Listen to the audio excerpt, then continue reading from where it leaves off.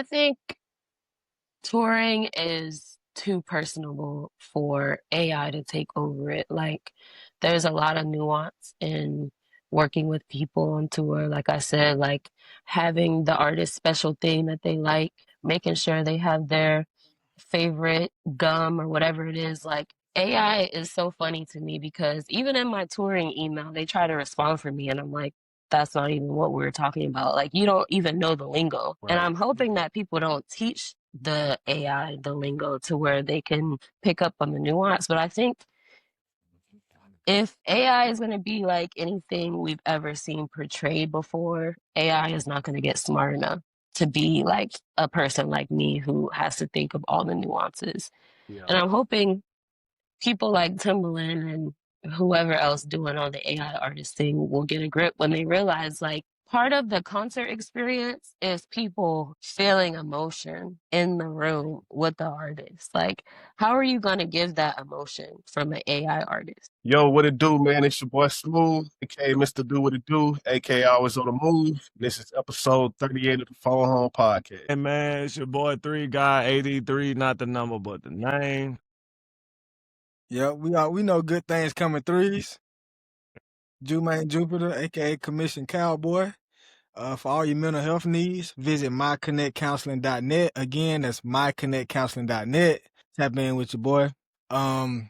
Episode 38, notable players that wore the number 38. We're gonna go with Marshall Faulk, legendary running back, hybrid running back / receiver before his time. Let's get it. Man, all praise to the Most High, man. It's your dog Terrell Tarantino, aka Terrell Wheels, aka T Wheels, aka T Wheels on the tank, aka the Cara Blendada, aka the Iron Fist hitting you harder than ever, baby. Coming at you like that there, man. Episode, what episode this is? 38. 38. No special. 38, so it's gonna be special. There you go. Ooh, smooth. Yes, sir. Yes, sir. Today we got a special guest, Miss Kiana White. Yes. Production tour manager. You know what I'm saying? I She's I need to get my been a. introduction together. You said what? That's why I need to get my introduction Yeah, together. that's Y'all why I didn't went tell me ahead. to get the introduction Yeah, that's why together. I went ahead and just was like, you know what? I'm gonna just go ahead and spice it up. Okay. Hey, look, Miss White. We had a guest on here. We did our introductions, and he was just like, "Yeah, I ain't got no riddle, but I'm just me." I was like, "Dang, that." Yeah, because really what happened, like Daryl, he tossed it to him, like, nigga, what are you doing? Why would you toss it? If you would have Yeah, tossed it to me, I right. did the same thing. Like, hey. Right. That nigga Cliff's like, nigga, you do know I'm a guest, right? It is funny. But yeah, we got Miss Kiana White. I've been watching Kiana do her thing for quite some time now. And I thought it was only right since, also too, you are our first female guest. So, you know what I'm saying? This shit, feel kind of special. But I just, of course, I always had respect for you, seeing you doing track, and stuff like that. And of course, seeing like your journey through the music industry and me being an artist and a lot of us being artists, I just thought it was only fitting for us to have you as a guest. Yeah, well, thanks for having me. It's been a long time since I've seen you, probably since Since UAB. UAB days, huh? Hey, but you know what's crazy? That don't feel like 13, 14 years. It doesn't. And I It think that does might not. be due to, social media. And I think we have a lot of conversations about like the importance of social media. And I think that like might be one of the important things of like 13 years don't feel like 13 years when you got social media, Yeah, right. Yeah, I definitely feel like I'm up to date on everybody, even though we may not communicate like daily or even yearly, hell. So yeah. And back to that point, it's been a beautiful thing to see your journey, in Thank the you. music industry, and what's funny, I didn't know that was a path until it was a path, so that's why I'm really interested to see like, how you got started in the industry that like it's been, a dream of mine and a dream of Terrell's, a dream of, Bilps, too, is like always been, important to us, it's like as far as artistry. I know Dink is a really big fan of music. As far as us for like it was, it's always a, an attempt to be, artists. Definitely. So I think it's Right. like, see the backgrounds of, how that works and just even for us to just be fascinated about the things that we thought we would be a part of. Right, right. Yeah. So honestly, I didn't know it was a career path either, until I really got into it. So long story short, I'll try to make it short as possible, but I went to UAB with Lamar. I ran track. And so we all had to have athletic advisors. And turns out our athletic advisor, you remember Miss Michelle, the I light-skinned lady had with locks? no, I had Miss Christina. Okay, so I had Michelle. She had come in like maybe my second year. She was new, she was shorter, light-skinned with locks. And the first day meeting with her, she was like, "What are your goals? What are your plans, etc." And I was like, well, I had just done an internship in LA. I worked in the WME mailroom, which WME is one of the big agencies. So if you hear like Chris Brown, Rihanna, all of them, they either are represented by WME, CAA, UTA, or Wasserman. Like those are the big agencies in LA. So I was able to get an internship at one of those agencies. And when I came back, I had this whole plan to, move back to LA. But my initial plan was to like put my resume together and send out applications. And then when I got a job, move out to LA. And Michelle, during our first athletic advisor meeting, she was like, that plan is not going to work. And I was like, nigga, what? Like, you don't even know me to tell me like that this is not going to work. But fast forward, uh, as we got to know each other in our meetings, she told me that she actually had been in the writer's room for like Moesha and like those sitcoms back in LA when she was younger. So she actually had experience in LA and she had just transitioned into higher education as like her second or third life by that point. And I was like, wow, that's crazy. Like, what are the odds that we would meet each other? You would be an essential part of my college career and then also have ties to LA where I want to go. So we finally had a real conversation where I wasn't just like annoyed with her, like trying to kill my dreams. And she told me all of this and she just like gave me the game and was like, you're not going to be able to get a job in LA if you're not in LA or if you're not presenting yourself as if you are. So she told me to go on Google and get a Google number with a LA area code and put it on my resume, so that when people were sifting through resumes, they wouldn't automatically count me out for having an Atlanta area code. And she was like, you have to go out there. Like, I know you don't have a plan or you don't have a job necessarily, but if your goal is to work in entertainment in LA, you have to be there to be ready for the gig when the gig comes. So I took her advice. I made the resume with the Google number with the LA area code, and people started responding to my applications. I was applying to like other agencies out there. And I ended up not having anything, but after graduation, me and my sister just drove to LA with $1 and a dream. And while I was there, I ended up getting a call back to work at Octagon Entertainment, which they do a lot of sports management. At the Okay. time, they had an entertainment wing that they were just like developing. It was led by John Ferreter, who was, and you guys should look up all these names. It's like a really crazy story when I tell it back. But John Ferreter, he used to be a big time agent in LA, and he left from one of those main agencies to start the department at Octagon Entertainment. And I was able to meet him and learn from him before he passed. And while I was there, I got the TV bug, right? So I always was interested in entertainment. I didn't really know what I wanted to do, to be honest. Like, I always watched like award shows growing up and TV, of course, but I always gravitated toward like the award shows, talk show type thing. So while I was at Octagon for my internship,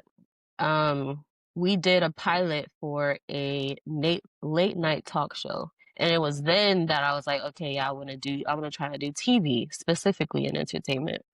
So I finished that internship and I was talking to Michelle again and I was like, I want to do TV. Like, I've always been interested in award shows. Like, how do I get into like working the BET Awards and the, hip hop awards and all that? And she was like, well, you could have talked to me about this because Mitch Marchand, who is the head writer of the BET Awards, is like an old friend of mine from back when I was a writer in LA. And I was like, what? You don't say it. She was like, yeah, I mean, I try to let you like, you know, leave the nest and go do what you needed or figure it out on your own. But like, honestly, had you said something sooner, you could have been on the BET Awards when you left from Birmingham. But I'm glad I had the Octagon Entertainment experience just because I was able to just like see what entertainment was on my own, get that entertainment internship on my own without somebody making a call, and just like, you know, learning from people who are solid in the industry.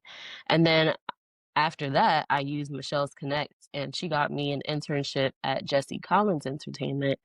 Jesse Collins at the time, he was producing all of the BT hip hop Soul Train Awards. Now he does halftime show. He did the Beyonce Bowl. He does like all those mega like performances. Rihanna's halftime show, Kendrick halftime show, Oscars, Emmys, Grammys. Like he for a long time, Jesse Collins, for a long time was like a producer on the Grammys, and so they would have him basically consulting on the black performances. They won't say it, but that's what his role was for a while. And then he would be the lead on the black shows like BET Awards, et cetera, et cetera. So I was able to get an internship there, and from there I just was hopping from award show to award show, just working behind the scenes as a production assistant, credentials coordinator. At one point, I got a job at Don Misher Productions. Don Misher is another OG that I'm grateful I got to meet before he passed. I was working in his company for two of his producers, Julianne and Charlie, as their executive assistant. So, you know, when you're watching TV and you see executive producer, whatever the name is, that name was like my boss. So I was directly involved with everything having to do with those shows. And Don Misher, he's significant. I don't know if you guys have seen this video clip that has been going around. It's of Don talking about Michael Jackson's halftime show, which was the first halftime show. And Michael goes out and he's like standing in that pose for like what feels like 5 minutes. And Don is like doing the interview, like, yeah, me and him had determined that his cue was going to be a foot stomp or whatever it was. But I had told him, like, you only have 30 seconds and then you have to hit the cue. And Michael decided to make the moment his moment. And he got out there and just stood in that pose for a while. And so Don Misher was telling the story of how like he was in the control room, like screaming and yelling, like, God damn it, Michael, start the show, start the show, start the show. Cause this is like one of the first halftime shows. They're like, you know, on thin ice trying to make sure that everything goes well. Like we stay within the time constraints. And here he go, making this his moment. So I love to hear him tell stories like that. That's Willie your boy. That's Willie your boy. Oh, Michael Jackson. Yeah. Right. Yeah, I like MJ a lot, man. Yeah, For bruh. sure. So to have been in the room with somebody who like worked closely with MJ, and also he produced Prince's halftime show, and Well, he they used talk to, about they talk about Prince like halftime show. Like that's one of the greatest halftime shows ever. yeah, right. And then to have the inside scoop of how Don was always like, yeah, it was so crazy to see him dancing in 6-inch heels in the middle of the rain. We were all worried that like something bad would happen, but that ended up being like one of the most flawless performances ever. And so that was the picture that I walked in and saw every day at the office. They had blew it up like the size of a wall, the stage of Prince's halftime show, like in the office. And I'm like, damn, this is so crazy. These folks like have worked with these people, and he had Emmys and Oscars like all over his office. And he was from Texas. He went to UT, like real down to earth Southern dude who like made his way into directing and producing and entertainment. It was so cool to work with them. So yeah, I'm like bouncing in LA from show to show. It's like a couple different production companies that do these shows. So you have Don Misher Productions, you have Done and Dusted, you have Jesse Collins Entertainment, you have Ken Ehrlich Ventures. Like the same handful of companies do all these shows. So once you get into like the niche, basically, they hire the same production people, basically. It's just like if you were in Atlanta and you worked at Tyler Perry Studios, you probably do a lot of Tyler Perry productions. decided to leave though because I had a goal of buying a duplex by 30, and I was like, I don't see how this is gonna happen in LA. On top of the fact that I'm like real Southern black woman from Atlanta, and it's just like not black like that in LA. And I had other goals of like getting married, having a family, black love, blah blah blah. I didn't see it happening in LA, so I was like, I might have to dip out. But I didn't know what I was gonna do. I was like, I have to figure out what I can do next. Turns out, while I was working at Don Misher Productions, there was a talent producer there who we just were casually talking, and she was like, yeah, I don't know how you young people make it in LA anymore. Like, it's just so expensive. And I'm like, yeah, you don't say. Like, I'm sitting here trying to figure out how I'm going to achieve this crazy goal of buying property. And the money, when I was in LA, my PA jobs, I think I made $120 a day in LA, which was like insane. Like, what the hell? How was I even surviving off that? I don't know, but I think PAs make like 210 now or something.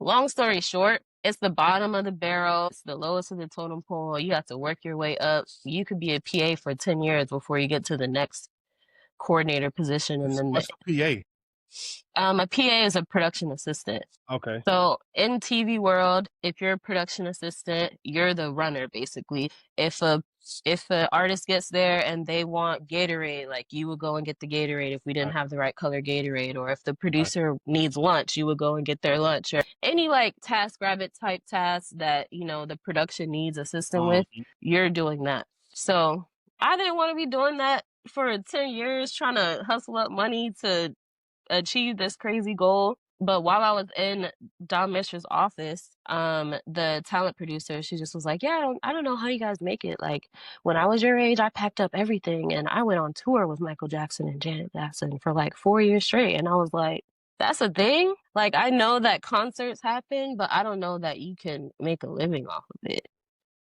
because I was never exposed to that. My first concert was Kim, Kem, I think my freshman year of college. Like, I wasn't in the music scene like that, right? So I'm like, okay, she kind of planted that seed, but I still didn't know like how to get into the business. And I was working at the time, the BET Awards, when Kendrick Lamar and Beyonce performed. Y'all remember when they performed and they were in that pool of water and they were like kicking the water? Yeah. Exactly. On that show, That was like I was what, 2016, 2017? Yeah, exactly. On that show, I was just talking to the credentials coordinator or credentials manager. I'm like, do you know how I can get in touring? Like, who are the players? Like, what do I do? And she was like, you literally just gave Alan Floyd, who was Beyonce's longtime tour manager, his credentials for the show. Like, you talk to them all the time. Just start emailing them. And I was like, wait, what?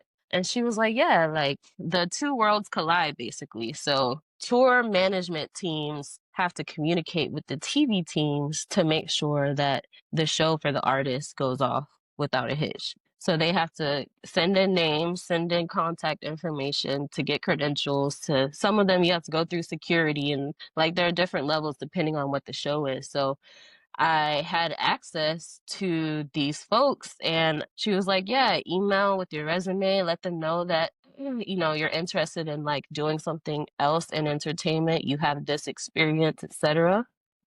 And so I just started cold emailing people. Yeah, so And Janelle, I seen yeah, I seen like I went to, I guess I think you had like a bio on like the New Orleans website or something like that, and it was just saying like a story about like how you cold email Janelle's Monet team, and like the greatest thing that could happen came out of it. yeah. So of course I was kind of scared to like email people out of the database, because I'm like, this kind of seems like I shouldn't do this, like as far as like people who were coming on the show. So I just started doing my own research and finding my own contacts. And I found Janelle Monáe's contacts. She had this promotion team affiliated with her at the time. I don't know if they still are, but I reached out, and the lady who was running operations or running the email responded, and she was like, your resume is crazy. Are you sure you want to do music? And I was like, yeah, I mean, I more so want to leave LA, and, the skills are transferable, because for an award show, they get into the building, the week of. They build out the stage, they have rehearsals, and then they have the main event on one day. Touring is similar, only it moves more frequently. So we get to the venue the day of, we build it out, depending on the level of touring, obviously, but we get in, we build it up, we do the show, we break it down, we move to the next city. So the skills were definitely like interchangeable, terms interchangeable and all of that. And I guess, said the right thing in the email along with my resume. And she was like, I want to just keep talking to you. Like, I know you have great potential. Like, and at the time, So what she year? was like, What year was this? this was 2018. Yeah, 2018. We started having like weekly or monthly meetings, I think. So a couple monthly meetings, and she was trying to pitch me to Janelle's tour and production manager, and he was like not really taking the bait until he finally needed somebody for Global Citizens Fest. And he met with me the week of and was like, it was like a Wednesday. He was like, can you come to New York on Friday? I need some help. I need a production assistant to help with this show in New York on Friday. And I was like, sure. And from there, I just did a bunch of one-off shows. So in touring, we have one-off shows where it's like, you ever see your favorite artist, they'll do like 2 shows in the month of November and then another show in December and whatever. It's not like a string of dates. Right. Those are considered one-offs, right? So I did 6 one-offs with Janelle at the end of her Dirty Computer tour. So she had been on tour for like a year, I think, and she was coming to the end of it. So the last dates were like festivals here and there, right? So I worked with her team on those festivals, and from there, I was also connected with Black's tour manager, Chris Patterson. And so this is 2019. I had my feet in both like avenues basically. So I had gone back to work at the Grammys. I was working the credentials department, and my friend CP called me and was like, do you have a passport? I need somebody to come on this Anderson .Paak tour with me to help coordinate things. And so I ended up quitting the Grammys and going on tour with Anderson .Paak. I ended up having to like make a beeline to San Francisco to get a passport because we were going to Toronto. And like I did this 2.5 week with Anderson .Paak with CP. And at the time, CP had Black and Ari Lennox. And he kind of threw me into the Ari Lennox camp because Black and Ari's dates were like overlapping. And so my first show solo with Ari Lennox, I was covering for him. So a lot of times in touring, it's a small world of us tour people, but also a smaller world of Black tour people. So I came in as a substitute for CP, and So at this work. time, you're basically a tour manager. No.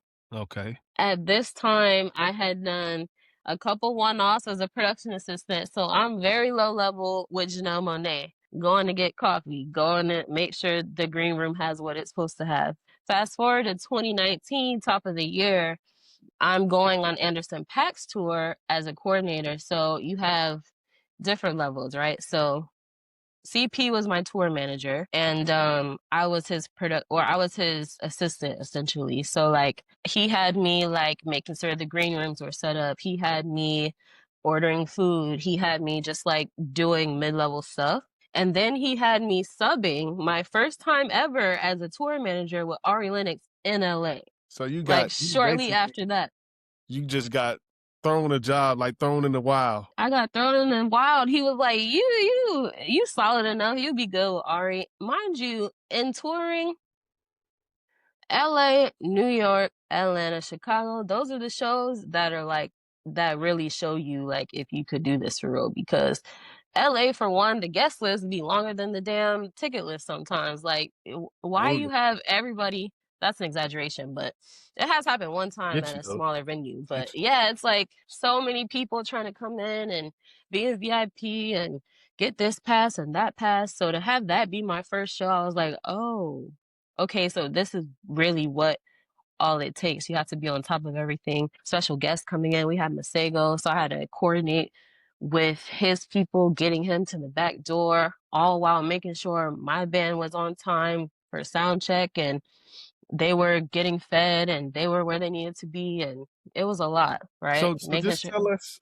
Just tell us like exactly what does a a tour manager do from like start to finish? Yeah, that was gonna be my yeah. next question. Yeah, that's a good Like, question. Mhm.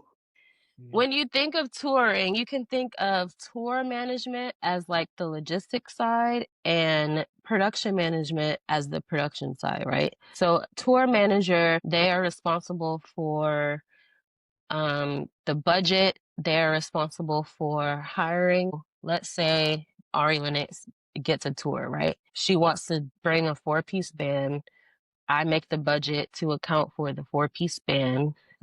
So the budget will include salaries, it will include per diem, it will include hotel rooms, lodging, airfare, ground transportation, any type of scenic she might want to do on the stage. So like pipe and drape on the stage, or like we have to get a set design, or we have to get props, whatever it might be.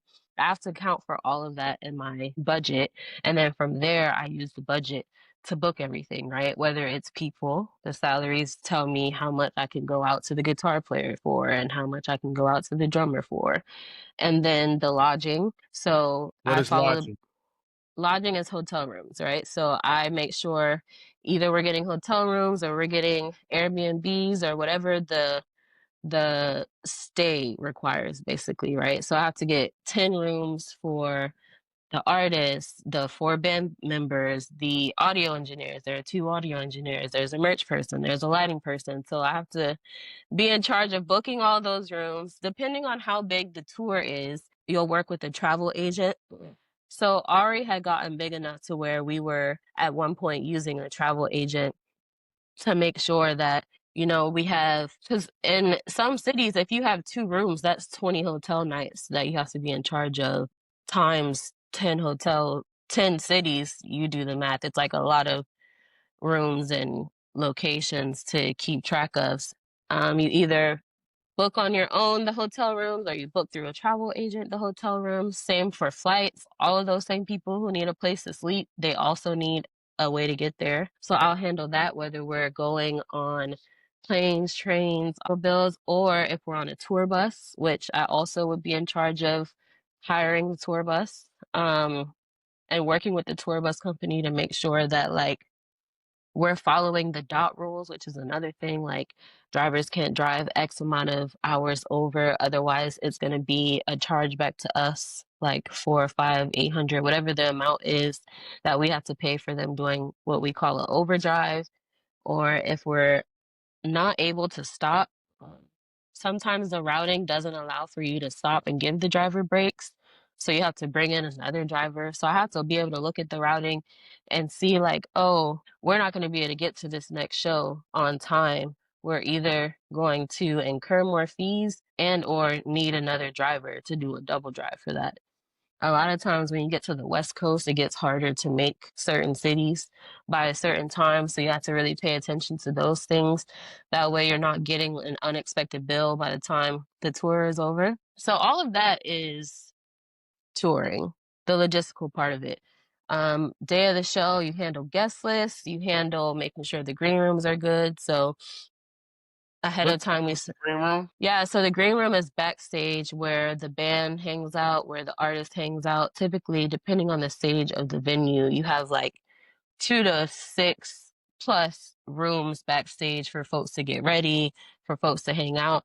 A lot of times we're going from one venue to the next venue. So I'll wake up on the tour bus, go into the venue and be there all day, take a shower in the venue and get back on the bus. So while I'm at the venue, I need a space, right? So I'll be in the green room or I'll be in my production or tour management office. Like there are different spaces backstage, and each of those spaces have writers filled, right? So have y'all ever heard of how Kanye West likes to have like blue Skittles only, or like heard those crazy stories of how, yeah, so that's what he would put So on that's the his thing. writer. So that's the thing. Like people have crazy riders and shit like that. Yeah, people definitely have crazy writers. And I learned actually that the reason for that is so it's a loophole for them to get out of whatever engagement, right? So imagine I'm Kanye West and I get there and I don't want to do this shit. I can use the fact that y'all didn't get me blue Skittles only as a breach of contract Hmm. Well, and be wow. like, I'm not doing this shit. And then the lawyers can get into it about, yeah, y'all didn't Yeah. get me the blue Skittles. So what's the craziest request that you done heard so far? We used to ask for puppies with Ari, and people used to always be like, "You want a real dog or like a stuffed animal?" And Wait, I wait, was wait, like, wait, wait, wait, wait, wait. Run. Hey, what's crazy though? That's not far fetched from my idea of art. Wait. "Yeah, So yeah." go We used to ahead. put a puppy on the rider for Ari. Yeah, a puppy. But nowadays in touring, they have like these big arena tours. When you go to a certain city, they'll bring puppies to the venue just like as a decompress That for is the people on crazy. Okay. tour. So Yeah. So like Emotional support. Yeah, emotional support type. right, Yeah, right, yeah, yeah. But right. that was my first experience with that. So I was like, when her manager told me, I was like, wait, for real? And he was like, yeah, put a puppy on there. And so people used to get us puppies sometimes, and it worked out. It was cool. You ever Each get one? city, it's a new puppy. Huh? Could y'all keep it? Say each city. Oh, my bad. Go No, ahead. they used to go like to Humane Society or whatever, the animal Shelter. clinic, or not clinic, or what is it, Shelter. shelter? Yeah, to Damn. go and get dogs. that's bizarre. Man, a dog. I picture a dog thinking that he or she finna get adopted forever, but it's just for one night. That's so sad, Oh, right? man, That's only. crazy, bro. Oh. Yeah, that's diabolical. So yeah, green room, making sure we have all of the rider items accounted for. And then so on the production side, and granted, all of this kind of like changes as you get bigger, like as you get into bigger spaces, like arena tours, production more so handles the budget from what I've heard. Like I'm not doing full on arena tours yet. But because they have so much involved on that end with like getting stuff fabricated. Like, for instance, Beyonce's car that flew around the arena, like a production manager would be in charge of like ordering that and like seeing that project through and making sure it gets paid for. So there's a lot more elements, like any type of big props that you might have, like getting those fabricated and made on time and managing the budget for those. Hiring the actual crew to do all of that. So you have different departments. You have the carpentry department, the rigging department, you have audio, obviously, lighting, you have special effects. So those would be in charge of like pyro, So they and any basically like subcontractors and other freelancers that, you correct. know, yeah, so like everybody just kind of fall in line, you know. Mm-hmm. Okay. Yeah. So the production manager would be in charge of all of like making sure all of those departments work together well, right? On my level of touring, I'm more so on like the 650 capacity venue size. So it's like club and small venues. As a production manager, I order backline. So backline is all of the instrumentation that um the musicians use. So like I gotta go and tell this backline company I want this drum kit, I need this bass rig, I need this guitar amp, like make sure we have all the backline. I work together with my audio engineers to make sure we put our input list together. So an input list is basically the guide for the audio department to do like all of their you have a monitor engineer and you have a front of house engineer. The monitor engineer makes sure that everybody on stage can hear themselves, can hear each other if they have talkback, so they can talk to each other. And then you have the front of house engineer that makes sure that the audience can hear. Okay. So everything on the stage needs to be patched in, and the input list tells you where to patch things. So for the kick drum, that's going to be number 1. For the snare, that's going to be number 2. For the hi-hat, that's going to be patch number 3. For the artist vocal, that's going to be on so on and so on, to make sure everything on the stage has a place so that at the front of the house, the engineer out there can like, you know, push up the fader when the vocalist has a solo, or like push up drums when the drummer has a solo, or like even everything out when it's a quiet moment so the lead vocalist can be in the front. So as you're at concerts, there's always engineers adjusting the sound levels to make sure everything sounds even. Yeah, I went to a concert, when actually won a concert. It was Ron Punch. I went to Ron Punch here in Atlanta about 2 weeks ago, and Hmm. like it's a really big event in Atlanta. Like every Sunday, they it's like from 12 p.m. to 12 a.m. So Hmm. anyway, I had never went to the second floor. So I went to the second floor, and like they had like this, I guess, this whole like audio production team, and I was I didn't think it was that serious. You know what I'm saying? Like I thought they was just like turning on music, and then like for them to see them have like a production team, an audio production team, like I thought that was like really cool. And I think that's something like we go to shows and like we see them setting up, but like we don't really be knowing what the fuck going on. Like I didn't know it was you got to worry about how you sound on stage and then how you sound on the crowd. Like I thought it was just all one thing. No, it's completely separate. And then once you get to mega tours like Beyonce has her own engineer for just her. So what she hears in her ears, there's one person making sure she hears what she wants to hear, and then there's another person who's getting the band. And so you have multiple engineers on the monitor side, and you have multiple engineers. She always does a broadcast mix because she's always recording everything. So broadcast mix is like if you were going to put it on TV, you have to make the levels right according to what it needs to be put on TV essentially. So when Yeah. she did her last tour and they did the documentary afterward, that broadcast mix was different than the front of house mix than what the audience heard while they were there. So it's a lot of moving parts. And like I said, I'm on like a smaller level right now, but I just went to a conference where I was able to meet Beyonce's production manager, and it just was like cool to see him talk about everything, like his process of how he's intentional with when Beyonce comes to rehearsal, it has to look like how it would look when we arrive, right? So like for a rehearsal, they build out everything so that they can run through the show. And when she comes to like do her thing, he wants the lights down. He wants the first scene set. He wants it to look like how it will look when we arrive so that, she's not thrown off by like, nah, you're not getting my vision right. Like any little thing could throw off whether she trusts that the vision is being, followed through. Because she's been looking at renderings for 6 months. So she's expecting to see the rendering in real life. So it was cool to see how he like his mindset behind like how he even operates with her arriving, and everything has to be like set, and there has to be like several scenes set. So I don't know if y'all went to the last Beyonce concert, but they had different like at one point there was a Statue of Liberty blow up. At one point there was a horse that she stood on. At one point there was the infamous car. Like he wants to make sure that we have those scenes set so we can run through those so she can see like, oh, we're making progress, but also so production can get a feel of what it's going to take to actually do that. Apparently it took like 6 hours to load that show out, which is crazy because my What do you mean by shows take an hour and a half. what do you mean by loading a show out? So so when you're doing a show, you have to load it in and load it out.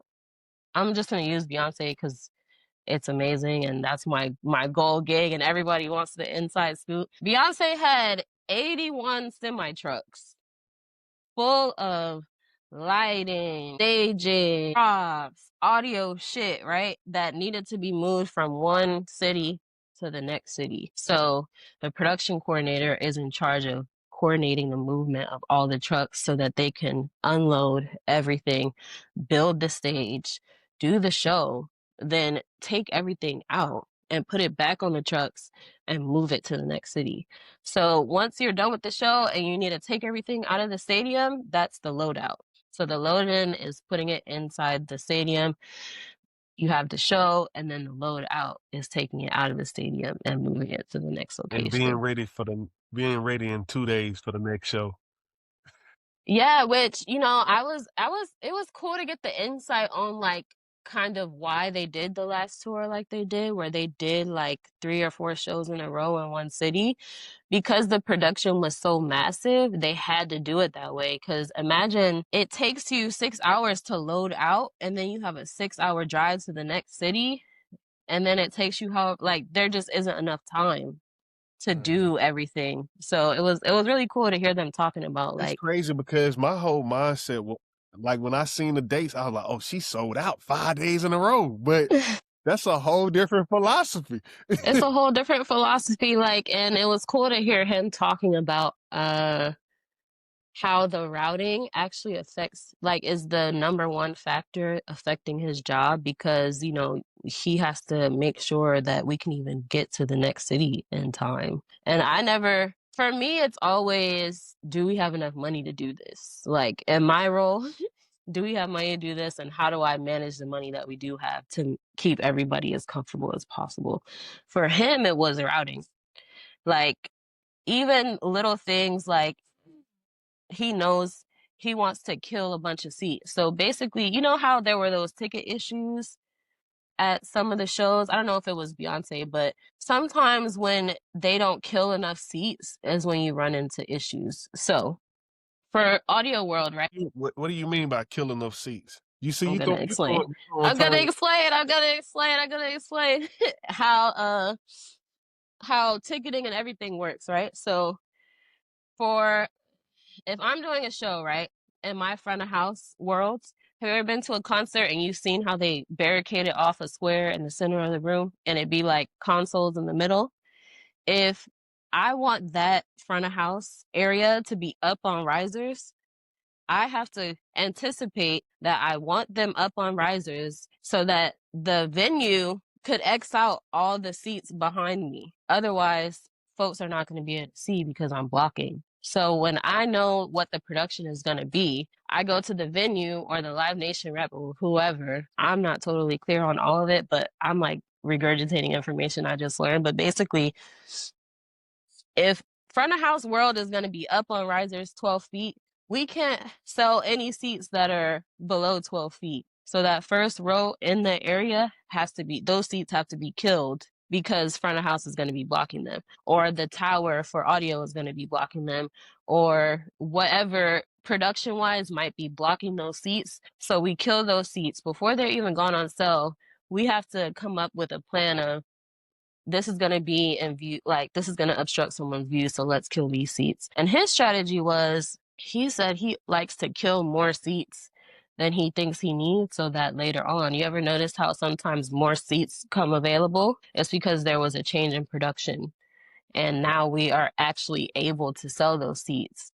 We're not obstructing the view from these seats, so now they're on sale. Which sometimes that happens while you're on the tour because, you know, venue changes are different. Like, you have to figure out, and I deal with this in my touring level as well. Like, if I'm doing a tour that has like clubs and then theaters and I have a video wall, I'm going to have to scale down my video wall in the smaller room and then use it in the bigger room. Like, so you have to manage those type of things as a production manager. Yeah. So what type of, you got it, Bill? You got it? No question. I just, I'm thinking about like Beyonce's tour, and when you talk about kind of the routes and the different issues that may come up when the tour get bigger, but what happens when you get like on the last 5 shows on the tour and then you got burnout and the crew just tired? Like, do you run into that a lot? And how do you even manage that, as a manager? Yeah, that's a good question. They were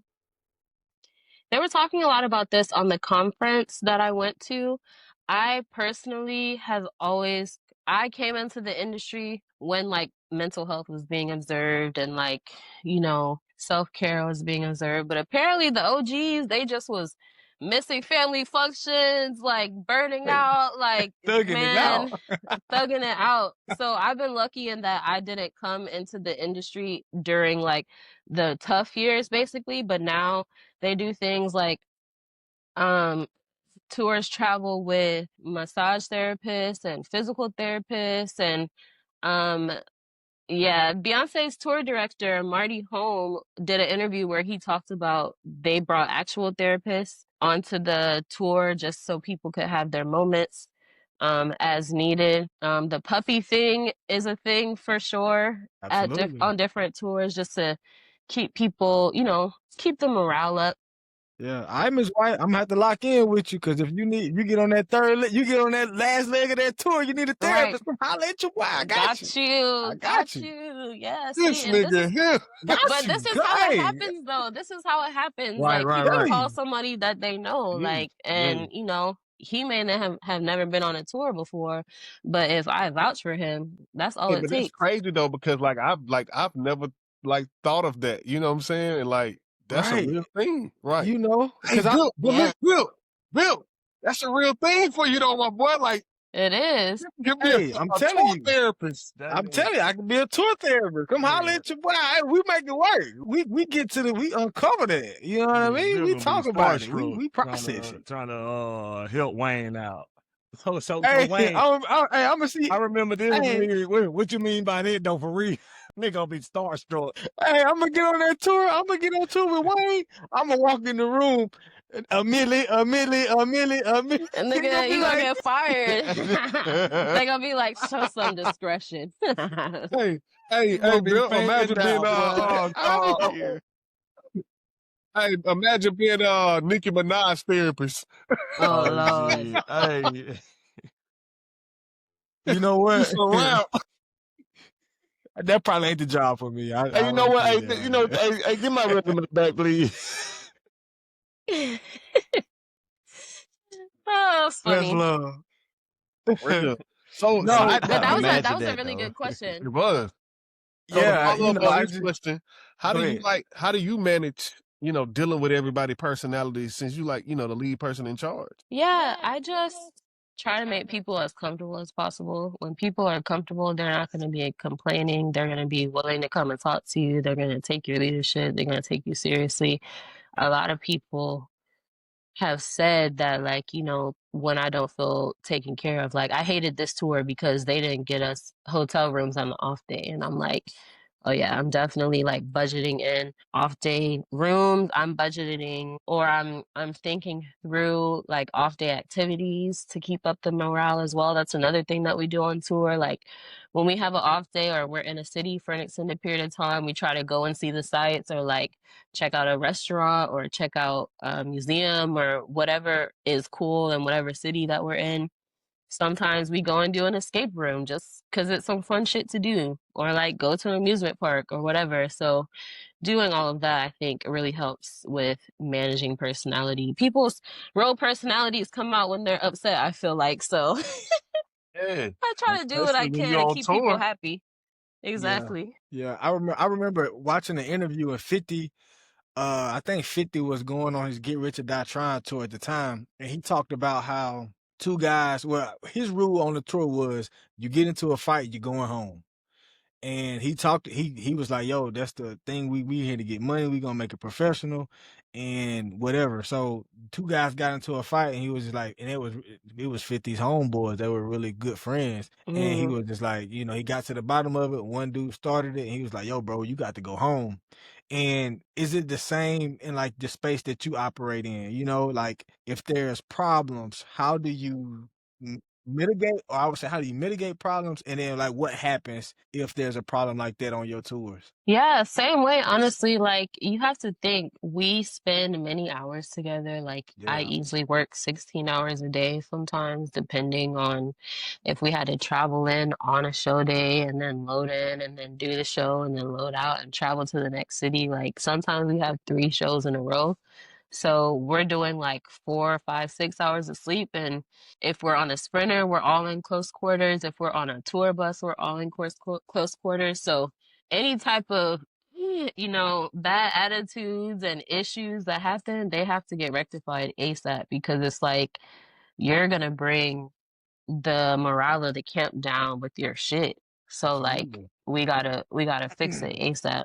And people get fired. A lot of times I rather keep you on board because of your attitude than your skill set necessarily. Cause it's like being kind to the people on your tour, being kind to the local crews. So when you go into different venues, you have people there locally, like stagehands and local techs who help the tour throughout the day. And if you're rude to them, like that's not cool either. So you have to like really keep your attitude in check.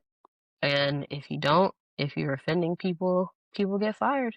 So y'all send them home? Like, say, like I live in Virginia, but we all the way out in Chicago, and I done L some shit up. I'm getting to the crib. Nigga, you either get left and you gotta get your own way back or you Damn. get sent back. Yeah. It I'm gonna depends. start acting up Every when we get case is closer. different. Yeah, bruh. But then you don't want that to be on you, Yeah. so Yeah. Miss White, when yeah. did you know that this was like you was like this for me? You know what I mean? Like I love to hear how I love to see people operating in a passions. You know what I'm saying? So like Mm-hmm. what was it for you that was like, oh yeah, this my passion. Like I'm in my field. I don't know. I just excelled really quickly at it, I think. And it Okay. just, y'all hearing my story going from doing PA work with Janelle Monáe to like my third tour basically being in the driver's seat, it was like, oh, like I can actually do this. I'm hyper organized. So like being super organized and on top of everything, it makes me a great tour manager and production manager. Just, yeah, I mean, I was able to buy my duplex doing this, so I'm like, okay, Hey, let's yeah. go. Like you're like, okay, Thank you. okay, all I'm right. like, okay, I can do this for real. I can do Fuck this the for real. So passion. yeah, Yeah. yeah, right, Fuck the right. The passion. The money, money. Paying. right? Paying. Yeah. Yeah. So I was able to buy my duplex doing this, and I only do this for a living. So yeah. Well, yeah, I wanted to ask like, I know like you work with, different artists and like how is it having to like, having to match your personality, with their personality. Yeah. So I prefer to work I'm with I'm I'm, artists I'm who really like particularly in the Ari Lennox, I'm really interested in that. If you want to speak on that, if you don't, it's out.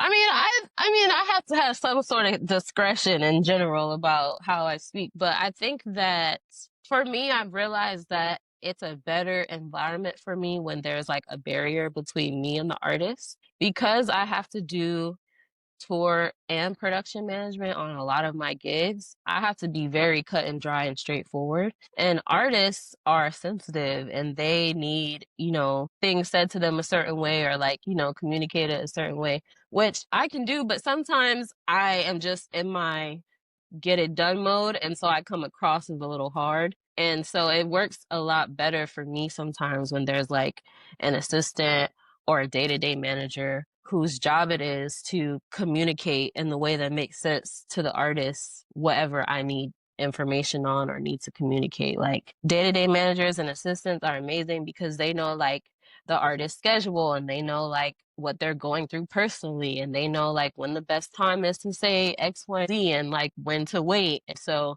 I enjoy working with artists who do have that, an assistant or a day-to-day manager, because I don't always have the time and opportunity to like not be so straightforward and plan out my thoughts and all of that. That makes sense. I want to offer some pushback on that. Like, okay, so you saying like you like that, like somebody when there's like a middleman or so to speak. But what if it's like somebody like, if you were able to, have that conversation with that like could lead to something even more, major than what it is right now? Because it's kind of like to me, it sounds like it's more transactional versus it could be being a relationship. Yeah, so I also have my relationships. Like not every artist that I work with now has that. I just noticed that I get things achieved easier when that is the scenario, I feel like.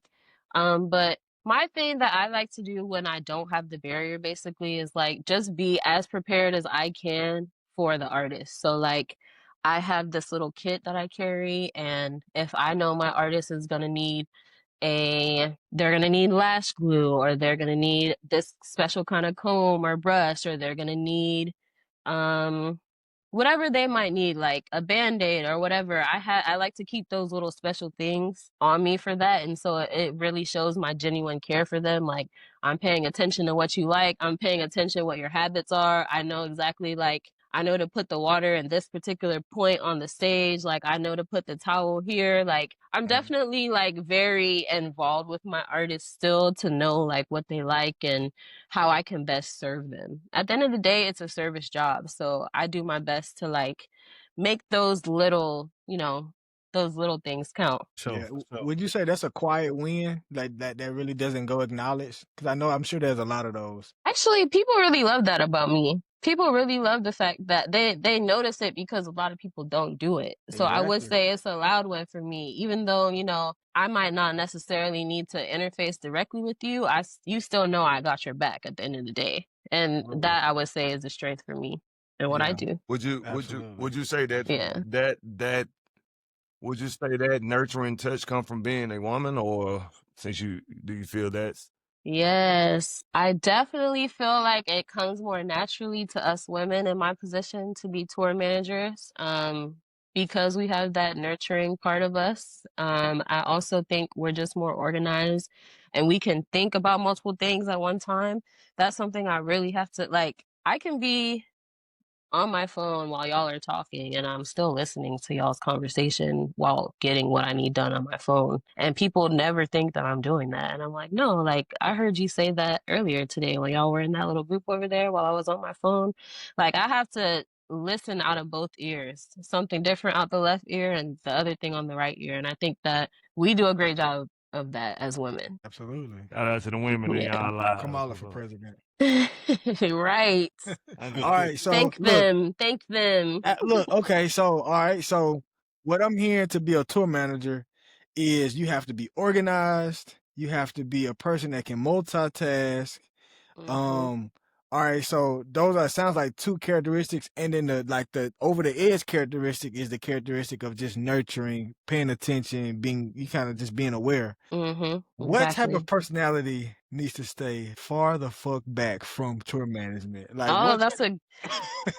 that's a good question. I would say Uh, people who are not flexible, oh, people that's who can't like think on a dime or whatever. Like mm-hmm. a lot of my job is problem solving. It's looking at the situation and figuring out how we can fix it or make it more efficient or make it make sense for everybody involved, right? So if you are not somebody who can think quick on your feet, if you're not somebody who can be flexible, because your artist might come and say, hey, I want salad on the writer, add it to the writer. Mind you, I then already went through my advanced process and added, like, confirmed what the writer is going to be. Now I have to go back and let them know they now want salad added. So I have to backtrack on what I said and go add the salad. All for 2 days later, the artist to be like, I was a different person 2 days ago. I don't want salad anymore. Like that type of thing happens and you can't let it get to you. You can't Yeah.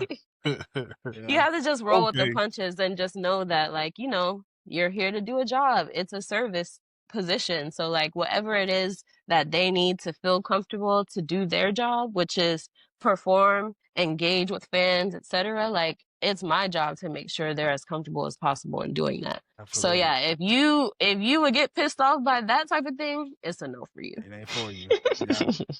Yeah. Yeah. How do you I don't know the word, but I just explain my question, then you can answer that. Mhm. How would you not show favoritism towards one of your favorite artists? Like for instance, we were just making fun of Bill or Eric, whatever you want to call him, about, you know, both me and him Lil Wayne fans. So we was just like, you know, he was going crazy over Wayne. How would you make sure, like, cause I know I would have to make sure if Ludacris or Lil Wayne come out there and I'm a tour guide, That nigga said a tour guide. I mean, not tour guide, my bad. If I'm there, Tour the manager, it's tour okay. manager, if I'm their tour manager, I'll probably be super fanned out. But that's just because those my favorite two artists. So I wanted to know how And over there we got Kobe statue. Looking at you say what that nigga say? Well, I would also add to the fact your question, Commission Cowboy. Mission Cowboy. That's what it say on here. Yeah, no, there's a right? name. I was just making fun of this dude, really do concept. Okay. I would add that you can't be a super fan in this. You can't be fanned out. If you're gonna be that person who's fanned out, you probably shouldn't be doing this. Artists expect a level of discretion. Like some of that, and the Beehive might come after me for this, but I feel like some of that be like some of those crazy things that you hear about in the press be like plan. Okay. Yeah, we ain't got to speak on that much.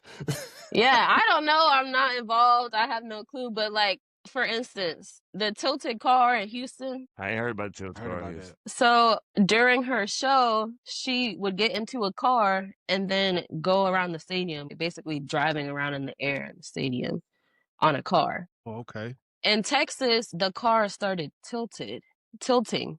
And like she stopped the show and everything. Like, get me down from here. Oh, I did hear about that. I did. And then the next post she put that song, it was like a picture of her tilted and like tipping on full fours or whatever that song is. You know, a song like, I'm Yeah. like, girl, Yeah, was yeah. this a planned Big thing? Texas Like, what are song. the odds that you would be in Houston and your car gets a tipping and then Yeah. you put that song on it? Right. Tipping on 4-4s. And kind of a sidebar on the record. If you ever use me for any of the tour, I ain't a fanboy like that. No, I know. they just regular people. I know you have to be. They just regular people. Don't you ain't gotta worry about that. Hey, Ms. White, if you I got believe you. You know, you're not gonna be all starstruck. if you believe that, go watch our last episode when we talked about Lil Wayne. I saw some clips. Y'all was definitely some fans. Y'all some big fans. You ain't gonna leave me hanging, Bill. Speaking of Lil Wayne and our favorite artists, who are some of your favorite artists? I'm a Outside fan of who you everybody work with. Everyone I work with, I'm a fan. That's one of my main criteria. Beyonce, just because she's like the bar. Like, I love to watch like the documentary from the last tour. Anything that she puts out, I'm consuming because of the production value is just like through the roof. Sorry. Kehlani, amazing. I'm very solidly in R&B, to be honest. So Kehlani, Lucky Day, Jasmine Sullivan, all of the greats in R&B. There's a new guy coming up, Nesta. He's like reggae and also R&B. I like him. My friend actually manages him, so I like him. Who else? Leon Thomas, of course. I've been listening to his 2018 project a lot, actually. It's really good if y'all want to go back and listen to that. All of the old school greats, I guess Brandy and Monica, they're considered old school now. I just went to the Brandy and Monica concert. That was outstanding. So did something crazy like happen with that tour? I don't know. It took Ray J. I didn't hear phone. anything. One of them walked off or something. I heard like that. Yeah, I saw like that. Monica walked off stage It or was Brandy Brandy, walked it was off Brandy. stage. Oh, in the beginning It was the first of the August tour, tour, Brandy walked off. Yeah, she walked off because she was having some issue with her ears. So, excuse me, the monitor engineer, I don't know what happened, if it was like playback or the engineer or whatever, but she had something going on to where she either couldn't hear herself or she couldn't hear the tracks or whatever. And so she stopped the show. But that's why rehearsals are important. And then it also shows how things can change during the show. Like, one thing that people don't realize, like, frequency is a thing. So like everybody has their in-ear monitors, right? They're connected to like this little device that you plug the headphones in, and each of them have their own frequency. If you're in a city that has a lot of like radio bands and a whole bunch of like frequency going on in the city, that might affect your ears. If your computer was on overnight, you didn't properly shut it down, that might affect your ears because your computer starts glitching. Like, there's so many little things that could affect a show, which is why you got to go through rehearsal. Yeah. Why you got to show up to sound check. Some people don't show up to sound check, and that's why you be hearing them on stage like, put the music up, like blah, blah, blah. And then sometimes engineers will tell you that once bodies get in the room, there are certain adjustments they need to make because bodies are like absorbing sound. So there's a lot that goes into it tech-wise for sure. Yeah. Speaking of tech, so my boy threw a shout out on his career, you know what I'm saying? IT support here, just letting you know, you ever, you know what I'm talking about? You do what? I do it, damn. Nah, I do like computers and shit. We do like computer shit, so you ever need to, Fire. if you need Fire. the IT. Oh, I got a fire bill, but she just said, all right, for your ass. Fire for the kid. No, hey, bro. You Hey, Dink, guys, you don't was do saying it, that. bro. You was saying it, and your Internet was fucking Yeah, up. internet Oh, was your glitching. internet shit. was, yeah, it was definitely Oh, fucking up. That's shit. why I was like, what? Oh, shit. Mr. IT with the fucked up internet got it. We tell this nigga, we Noted. tell him every episode, his shit be fucked up, and he do not believe Got us. fired Boy, before he your started. resume is woo. Yeah. Yeah, Bill, I need that therapy session. Damn, And he be on here glitching. trying to give us advice about our internet. His shit be fucked up out of everybody. Because No, I be bro. on Bro, I Wi-Fi, thought nigga. that's how I was gonna be.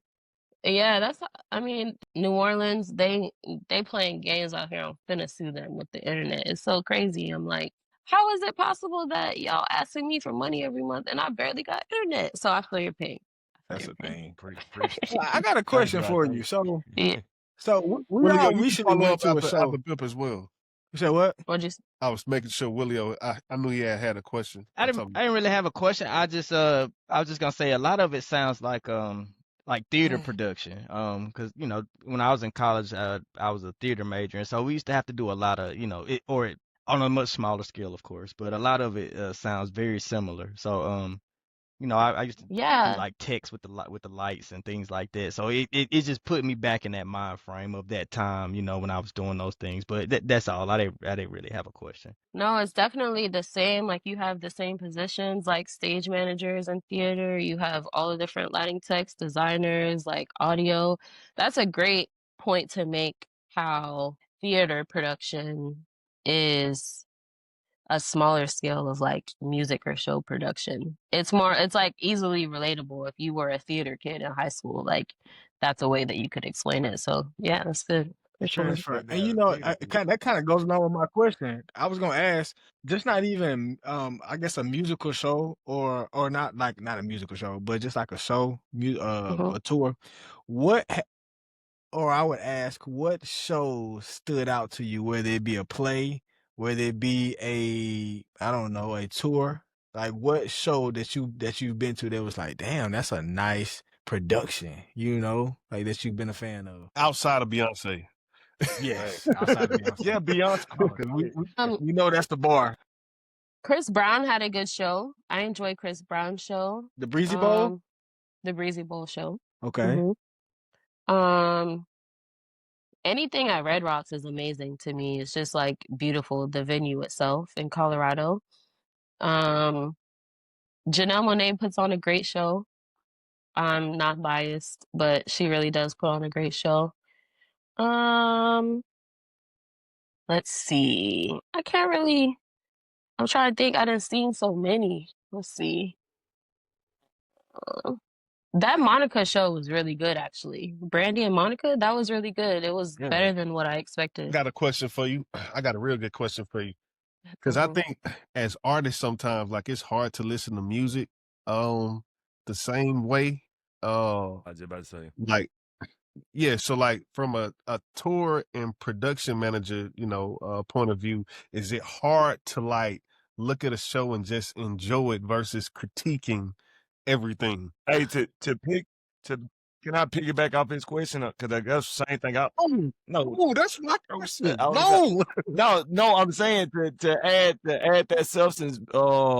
Move. I was gonna ask that same thing, like, because far as like a simple term of it, because me working at Frito-Lay, when you go into different grocery stores, I look at how they set up the bag of chips where nobody else would look at it. So that's kind of how I wanted to ask you too. Like, what is your view going into those concerts? Yeah, so to answer both of y'all, it's definitely hard to just go and enjoy the show, because the second I see something like not going on, like my main thing that I hate to see is the artist doing all this. Like I can't hear, like turn this up, like blah, blah, blah. Like that to me is not a good sign. And I'm probably going to be distracted the whole show, because it's like, are y'all paying attention to your artist who is having an issue very clearly with their ears?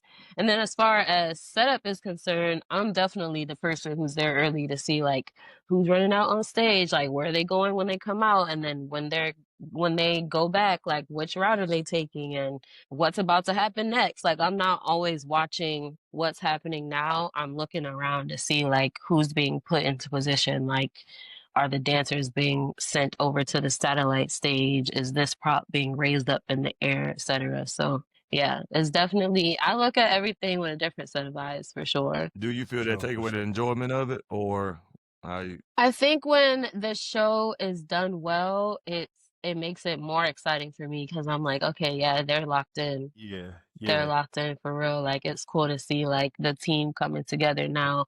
When it gets to like some shows, I just be like, y'all need to workshop this a little bit more. Like y'all not locked in, and then it takes away from it for me. But normally, I'm not the only person who can see that though. Y'all have been to shows where you're like, what's up with the sound, bro? Like this shit don't Yeah, sound good. Like that's I true. can't hear X, Y, and Z. Like yeah, that's some team stuff they need to work out for sure.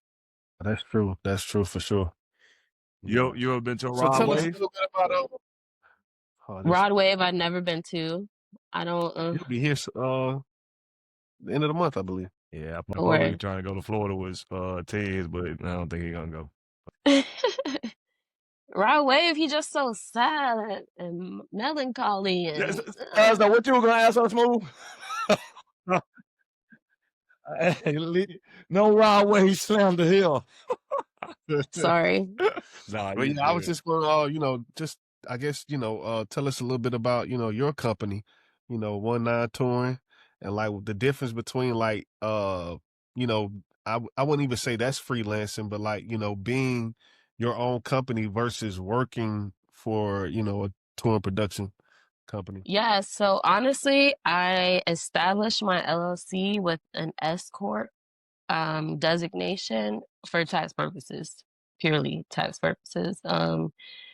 I when I was in the process of when I had the goal of buying the duplex by 30, I wanted to make myself as an individual look a certain way income wise. So I didn't do any work under the business on purpose, just so it would be an easier process for me to get a home with being a freelancer, by having everything under myself. So then I created 19 Touring now just for the sole purpose of taxes. And then also sometimes I run into opportunities where I can staff tours. So if I have a business entity, it just makes me look more legit. So it's just professionalism and not having to pay the IRS essentially. More move. Yeah. Right. Yeah. My friend has told me, um, I used to get often like, you need to have a business email. Like, why are you emailing from your personal, blah, blah, blah. Like, just a regular Gmail. Like, you'll probably get more, you know, hits if you have a company that's established with a website, etc. And I feel like people behave and consider you differently when you establish yourself professionally. So here I am. I think it's like it could be a good thing, both sides, like how you operating, because I think like that could establish, more corporate situations, and then you still have the personable side of things as well for the people who are like up and coming artists and up and coming people. So I think that Hmm.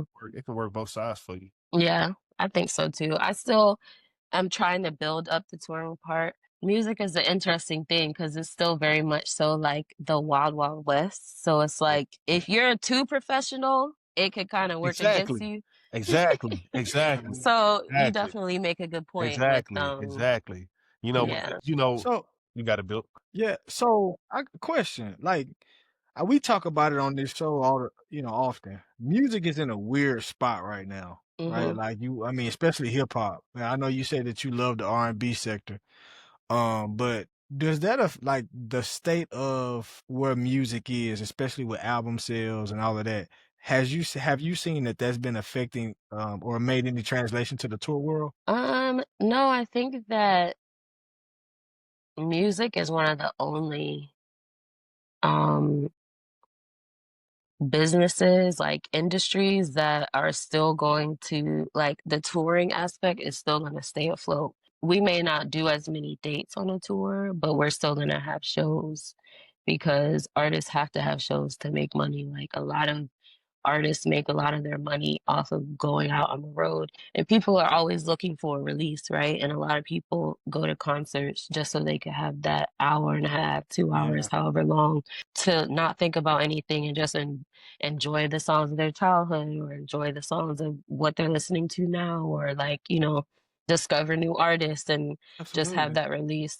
Yeah, I think that I don't really pay attention to charts like that. It doesn't really affect my business. The artist's ability to sell tickets affects touring more than their ability to get in the Hot 100, in my opinion. I got you. Well, Miss White, Yeah. how did you maneuver through COVID then? You like what was that space like? Oh, so COVID was interesting because I was able to actually like merge my two worlds. Oh, So yeah. during COVID, they started doing all of those pre-taped performances. Do you remember that? So I was having to like, hire cameras and put a run of show together and like review all the edits and like make sure everything was edited properly to be sent out. So we were going to a studio, we were recording performances, we were building out sets, we were editing the videos and sending them out to whoever had hired us. So like I was able to basically cross both worlds. It was pretty cool during the pandemic. Yeah. And then at some point, I got into COVID management. So I went and started doing TV shows remotely as a COVID manager. So did y'all see Pass the Mic on YouTube? If you look it up after this, but Pass the Mic there's DJ Cassidy. He started this thing. He's a DJ out of New York. He's pretty popular. He knows a lot of people, and so he would have like these virtual shows, basically, where he said he would call his friends who are legends, essentially. So like for Mother's Day, I think I know what you're talking about. Yeah. Mm-hmm. yeah. So for Mother's Day, he had like Patti LaBelle and like Yeah. Gladys Knight and like Shaka Khan, like those level of artists, basically singing karaoke. And they would pass the mic from one person to the next person. So for those shows, I did COVID management. So I was in charge of finding a COVID, like a mobile COVID nurse or doctor to go to each of the celebs' house to make sure they didn't have COVID before the videographer would come into their house. So the videographer, I also would have to get tested. So I was just on that end working remotely, basically like getting a database together of people who did COVID testing and processing those tests to make sure that each show could go on without each recording or taping could happen without anybody getting COVID. So yeah, COVID was a weird time, but I was able to tap into my network and TV and then also still do the music stuff. So that was cool for sure.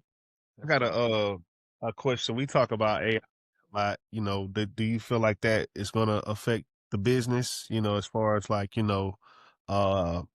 from the production side to the logistics side? Like, do you think that takes away or is it such a personable business that like it really doesn't affect anything? I think touring is too personable for AI to take over it. Like, there's a lot of nuance in working with people on tour. Like I said, like having the artist special thing that they like, making sure they have their favorite gum or whatever it is. Like, AI is so funny to me because even in my touring email, they try to respond for me, and I'm like, that's not even what we're talking about. Like, you don't even know the lingo. And I'm hoping that people don't teach the AI the lingo to where they can pick up on the nuance. But I think if AI is going to be like anything we've ever seen portrayed before, AI is not going to get smart enough to be like a person like me who has to think of all the nuances.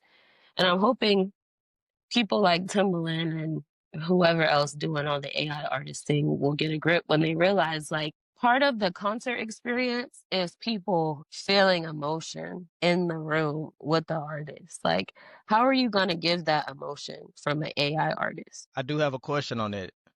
Yeah. In terms of the AI artists and with the touring or with your your whole world that you're into, how do you feel about? Because Mhm. going back to the Michael Jackson thing, I've seen where they've done the hologram things, or even the Tupac, where Snoop was standing next to, the hologram of, Tupac. Uh, how do you think that will affect, what you do, and or do you think that could possibly another avenue that explores where it can make things, I guess, somewhat a great experience for audience members, because, somebody like me, I wish I could have seen Tupac, but I was so young, but, maybe that I be think the it, closest thing that I could get to him. You see what I'm saying? yeah, I think it works for in those cases for artists that have passed on already. But why would I watch an artist that's still alive via AI? Or why would I just only watch an AI artist? I don't know. I think those hologram performances, they kind of faded out too, though, right? They did. They did. They did. Because they weren't engaging with fans. People probably were more curious about how it was going to happen than they were about the concert itself, if Right. that makes Right. sense. Like Right. they probably got there and realized like, oh hell no, this ain't it. Definitely. I can see Tupac, that. Tupac and jumping in the crowd. And not only that, Right. it's that's a great point, because I watched one of those hologram shows of Michael Jackson, and the moves ain't the same. You know what I'm saying? They Right. ain't as crispy as the spins, and it's like, I don't want to see that. You know what I mean? So You can't throw a bra on stage to a hologram. Right. Right. What? It's definitely great lacking point. a lot of the emotion involved, and it's giving computer because it is like he was probably looking like a robot doing the moonwalk. Yeah. Yeah. Little fake Yeah. moonwalk, man. Get that out of here. Computer generated Definitely, moonwalk. it's definitely not Right. the Nigga same. start glitching Like and I say, Right. we and they try Well, I to. That's gotta, another thing with go ahead. it's so crazy that, we interviewing you right now. And then like, I'm pretty sure you seen like Taylor Swift, like, give her, her crew members like $200 million. Like, what do you think what does that mean to the industry? And like, what type of precedent, takes place from here? Yeah. Well, apparently she's been doing that for years. Really? Yeah, I remember hearing about that maybe last year or the year before. So like this is something that she does. Um, I think it's amazing. I would love to be on a tour of that stature and get more money like via gift, but you also get taxed on that money as a contractor. So, you know, yeah, They like it it's hush sounds, money. what'd you say? I said it's not like it's hush money. Right. She really fucking it up by telling everybody. Yeah, I mean, I'm sure it's a nice gesture, but people aren't going to walk away with as much as she gave because it becomes taxed to the person who received it to get taxed or something, depending on like if she wrote it out to companies or whatever. Like, I feel like it can become a little sticky for the receivers. However, I would still love to receive it, and I think it's amazing of her to even think enough to sit down and write handwritten notes to people like on tours of her scale, it's very easy to just be a number because like they be having like dozens of buses. So like the audio department could be like 30 people or however many. I'm not sure because I don't do that level, but a lot of times I've heard that people become a number on this tour. So for her to sit and write handwritten notes, I think it's a very nice gesture, and it's super cool of her to be giving six figures to the drivers because it'd be hard driving all that equipment around and losing sleep. The drivers, they definitely deserve like, that money. My thing is like if you giving out 200 million, like how much did you make? $1 billion. All right. Literally. Yeah. She's like on $1 billion tour right now, which, it's a tax write-off for her too to be given Right, gifts. for sure. So, optics of it, amazing. But I'm sure it is a little Oh, yeah, bit yeah, yeah, sticky on the back end. However, I think it's manageable yeah. for sure. that's something Yeah. I'll figure it out. Yeah, right. Exactly. Yeah, I'll we'll figure it figure Exactly. this out for real. Exactly. So what are some of the challenges like, you face as being, a woman and a black woman, in the industry? Yeah, so I kind of created my world kind of different. So I pretty much when I started out, I started with black people, and by the time I was with Ari, I became sought out for being a black woman tour manager. So pretty much all my acts, I think every act I've ever worked with so far, they're all up here. Black. So I don't really run into a lot of issues because I'm with my people majority of the time. But I feel like that's definitely limited me to the level of touring that I'm on right now.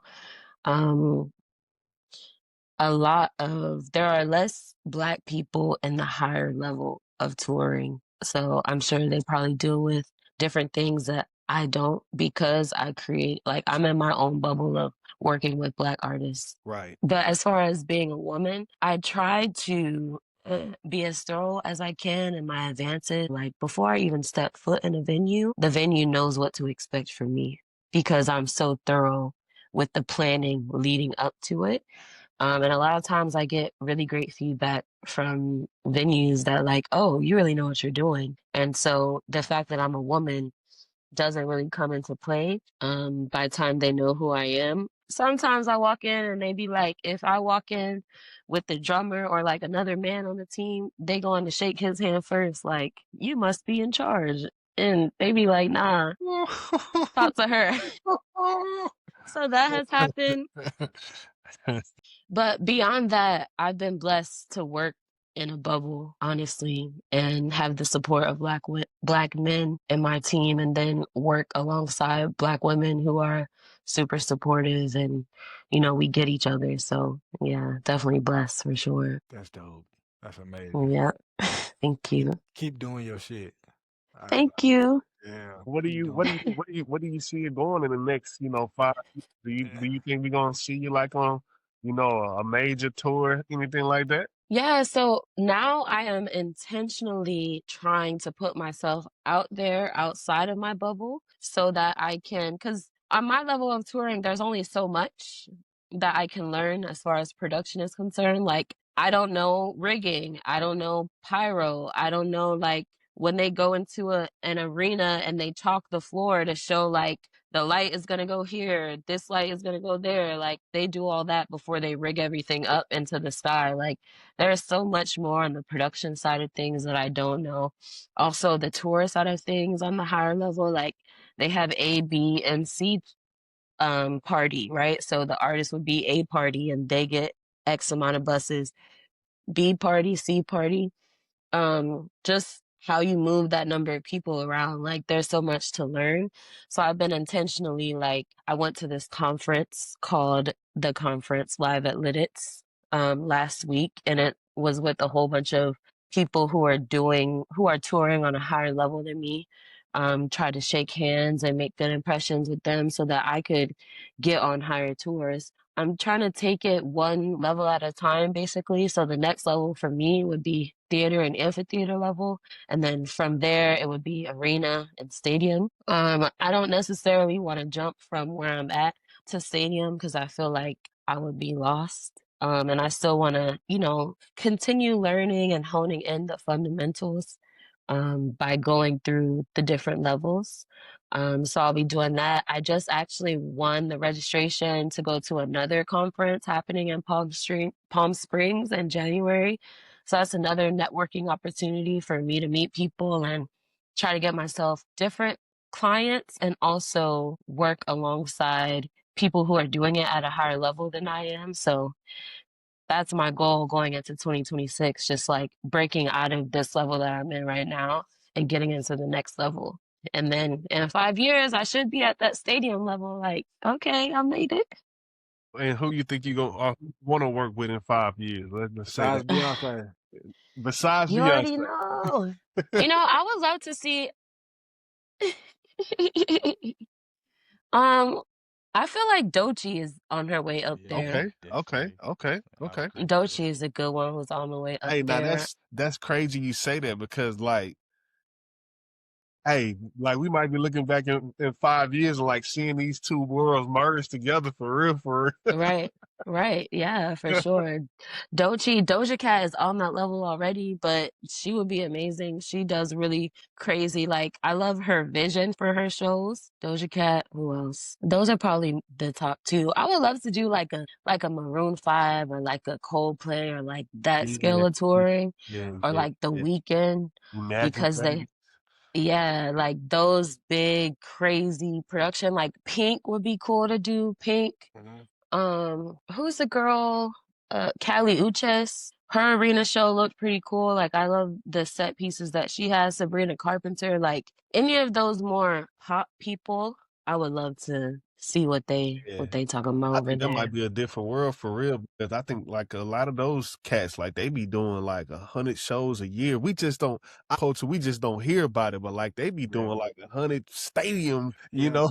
I was surprised the weekend's tour was that long. I couldn't believe it, bro. Yeah, Like, he man, did the like $1 billion weekend. too, right? I know Yeah, but Yeah. he had like 1 billion shows though. But yeah, that's that old school touring right, thing though. Like back then they used to go on tour for 2 years. right. Whether it be like public facing or they're doing private shows or they're doing like whatever they're doing, like that was a thing back then. And when you're at a certain level, you have to do that to touch the fans. So yeah, I would love to get on a tour that goes beyond the US and Europe. I mostly have been in the US and Europe. I've gone to Asia as well. I would love to go back to Asia. Australia, I've gone to Australia as well. But people, when they say world tour, it just be the US and Europe. But I want to go on those crazy ones. The Weeknd, I think he went all around the world. Doja Cat, she's going all around the world.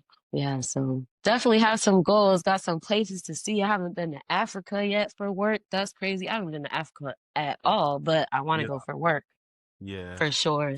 You know, there's a lot of world left to see, and there's plenty artists still to try to get hitched up to for sure. For Well, sure. that's been amazing. That's been amazing, Yeah. talking Did about y'all like get a lot of insight, learn something new that you didn't know? for sure. For sure. Yeah. Definitely. 1,000 wow. Well, What was like the most crazy thing you think? Just for me, just hearing you talk about the like for instance the blue imp thing type thing, and it as Yeah. using that as a way to get yourself out of a deal or get yourself out of a performance. So and I can actually see how something like that may happen. But I hmm thought that was really funny as to because you hear things like that, you be like, do people really do things like that? Like, come on now, really, but now you can, when you give a backstory on there, you can kind of see the psychology of someone thinking like, oh, okay, I don't want to be here, let me just order 30 red M&Ms, and if they don't have it, I'm not doing it.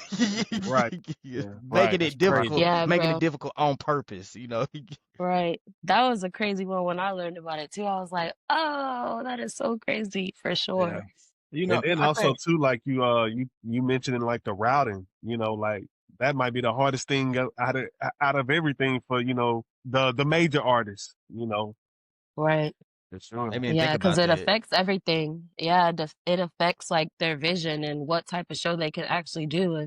If we're this won't happen, but if we're in New York one day and we have to be in LA the next day, like that might not happen. You know what I'm saying? Unless you have two different sets on either coast, like it becomes a whole different thing. A whole different thing. Yeah, It for definitely sure. sounds like a lot of creative problem solving. That's what it sounds like. hey, that's For good. That's sure. good, T. Will, because that kind of leading into my next question. Because I was gonna tell you that we, during this interview, we learned a lot. But the only thing I haven't learned is because this seemed like a stressful job, and I feel like this would be more of a built question. So I'm trying to take a job built. But what do you do to overcome this? Because that's a lot. Like this ain't like how do you debrief? Like what is because it sounds like a stressful job. So it ain't like you just be like, all right, I do one tour, then on to the next. What do you do to debrief? What do you do to get settled down? Yeah, I like to take time off, like sleep for days, don't leave my house for a couple days when I get off tour. I like to travel. You know, travel can become, kind of cumbersome for people, but I enjoy a good island and just going to the island and just sitting on the beach, not doing anything. That's enjoyable for me. I am definitely intentional about taking time off. So if I do a 6 week run, I want to try to take 2 weeks off.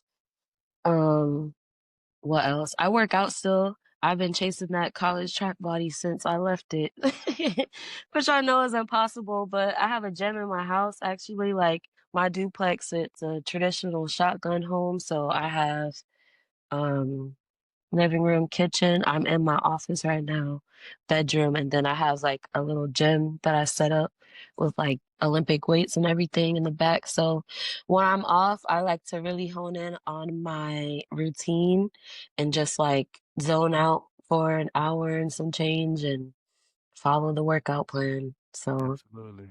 Absolutely. that's what I do. The movement is medicine. For sure. For sure. It's definitely, you have to be super intentional with it. Like for me, I actually schedule all my workout time in my calendar to make sure I'm keeping track and staying on schedule with 30 minutes a day or an hour a day or whatever it is I had planned for that day. Um, yeah, try to eat as healthy as possible. I probably could snack less, but you know, we have after show food sometimes, and I try to skip the after show food, which Yo. usually happens at like midnight or 1 a.m. So we don't really need to be eating that late in the day, but try to make a point of choosing the healthy options at catering versus the bad stuff. Like you definitely have to be more locked in. But I think running track in college kind of helped me with being as diligent and like, you know, strict as Right, I come off as to people. right, right. Well, I got a Yeah. question since you were talking about food. What city has the best food or the best You know, catering? when we went to Toronto, they had a bunch of different options and all of them were good. Like sometimes Okay. it's like, You said that quick too. Oh, yeah. yeah, Toronto. I enjoyed Toronto. We had to go there twice actually, and catering was good both times there. Yeah, sometimes you go and they'll do like a taco theme, and I'll be like, I want to eat tacos. But Toronto, they have like a pasta station. You can make your own pasta, and they have like Chinese, and they had like different variety of stuff. So I enjoyed that for sure. Yeah, I want to make Yeah. it. That'd be, to me, that would be the hardest part of being a tour manager. Eat that food, not eating it. So kudos to you. You know, honestly, you have to make yourself eat sometimes. That could be the other end of I can it. see Like, that. because things are so busy and there's always something going on, like, you have to be intentional with getting your meals sometimes. And then it's helpful to have a team who is like looking out for you too, because they'll be like, Did you eat today? Did you eat today? Yeah. So that's important too, And for that's sure. that's that Dink saying that because you know you see a lot of people who have health problems when they come off tour or when they on tour because they're not eating right. I think 2 Chainz even said something about that, like you know how he had to switch up like his whole rider, you know, because everybody eating burgers and you performing, you're not Wings, hydrated, you know, and it's just right? like at some point Gonna you're break gonna down. crash And off catch that. up to you. Yeah. Yeah, Yeah. crash. Definitely. Especially with us being like majority of people are in their 30s. Like this is Yeah. the time where, you know, it You should really is start catching important. up. What yeah. Yeah. Definitely. Yeah, man, Definitely. I gotta You get know. back right too. But them wings, man, Right. wings. It'd be the fries for me. I love Oh fries. I Lord. love Wings some stop doggone fries, Me ain't I? I'm trying too. to tell you. Oh my I God. can With eat the fries ranch. like it's Ah. nothing. That boy Mm. Dink started venting. Yeah, Hey, man, I gotta get back right. man, gotta keep He that, over there feeling guilty. bro. Yeah, man, I gotta Yeah. get back right. Hey, I did some damage this weekend, man. You know, it was See, look, You Hey, did? hey, man, you go get it back, bro. You go get it back. I done I seen don't, you be hey, disciplined before, man. I You say got it, bro. that to you, Will, but then I eat them wings. I say, fuck getting this shit back.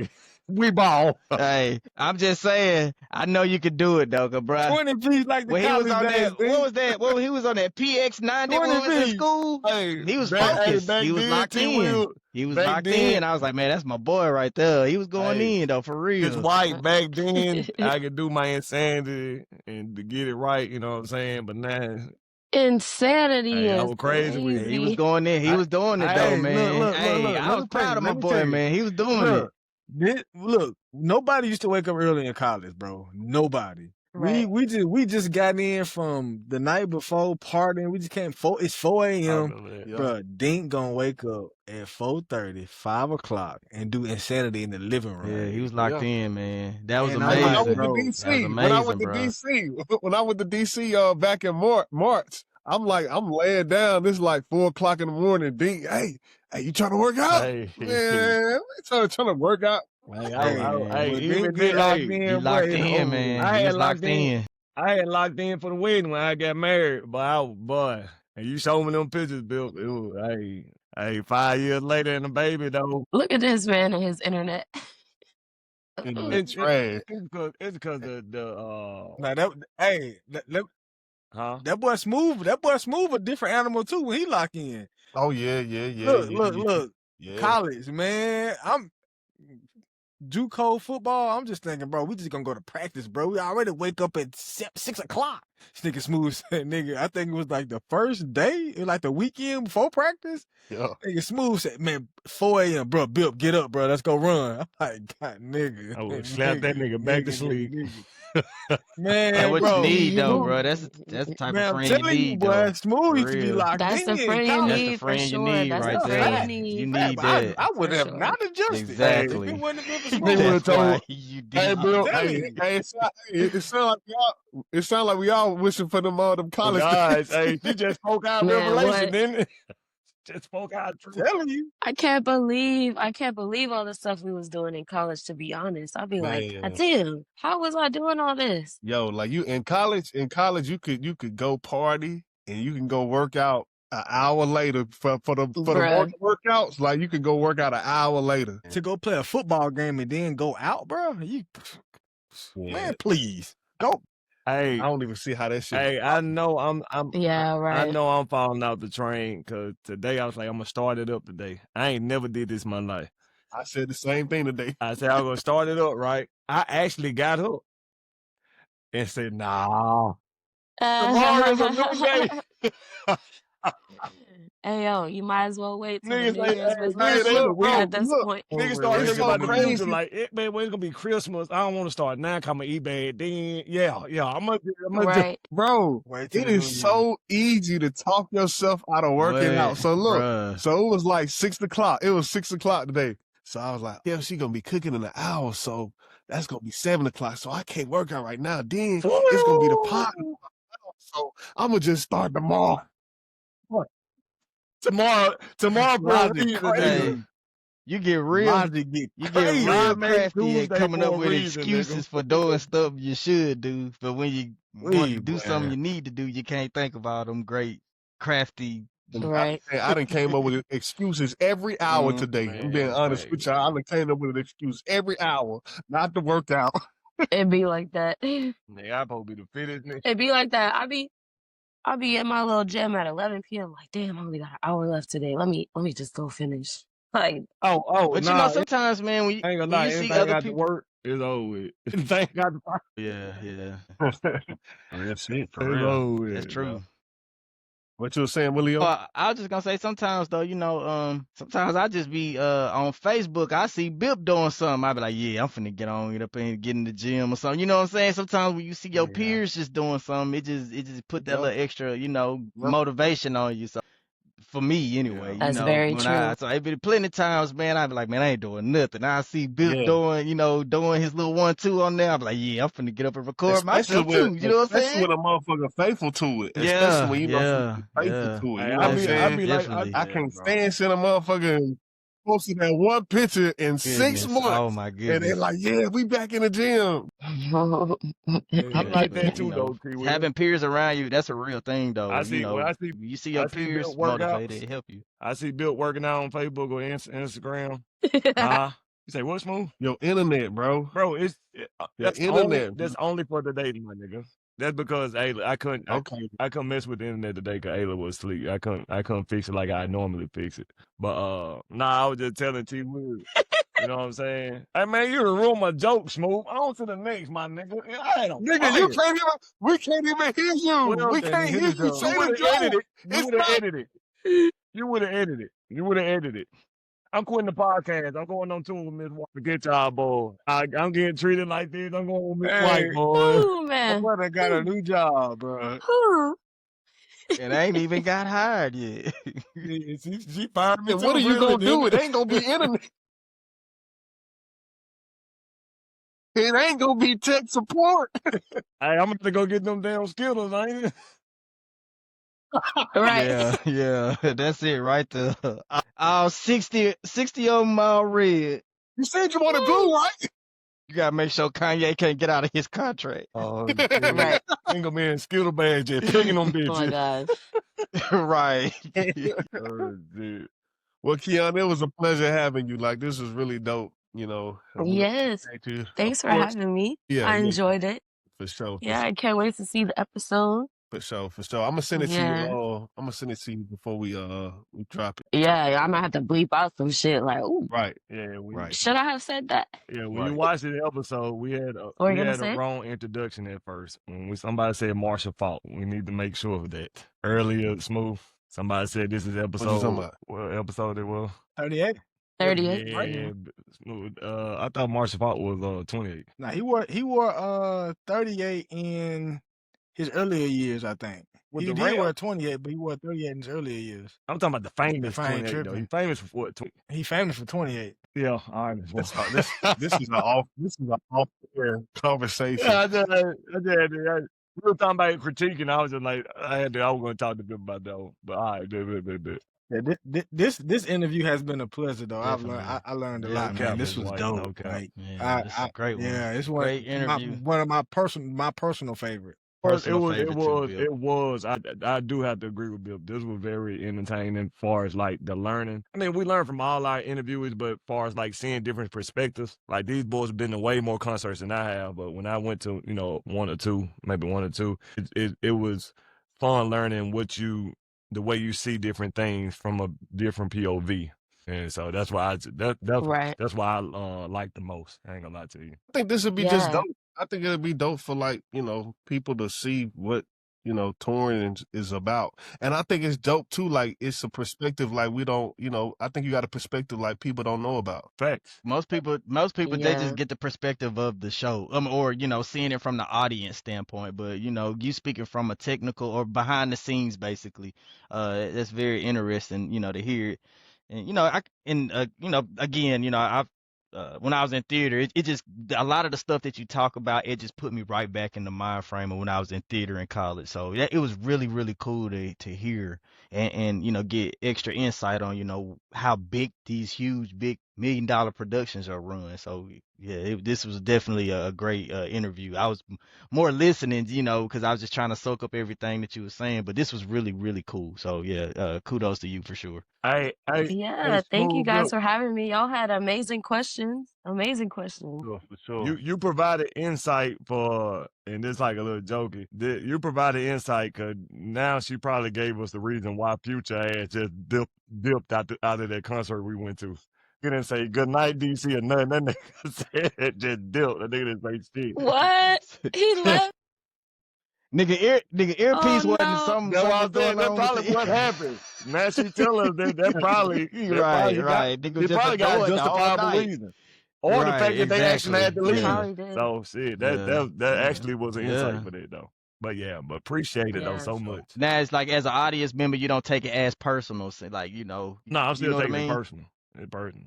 It's still personal. You're right. You paid your money. I try so. to, yeah, it's always so interesting to me to go back and look at the comments whenever like stuff is posted about this artist did this and that and this and that. I'm always looking at it from the perspective of what happened behind the scenes. Because a lot of times, like there are so many people who work day in and day out to make these shows happen. And sometimes stuff that's out of your control just happens. And it's like, give the artist grace. Now, some people, the ones you can't really depend on, but it's like some people, the other ones that they do a good job and they make an honest effort. Like, just think beyond you bought a ticket and you went. Like, there are people too, and then there's so much behind the scenes that happens.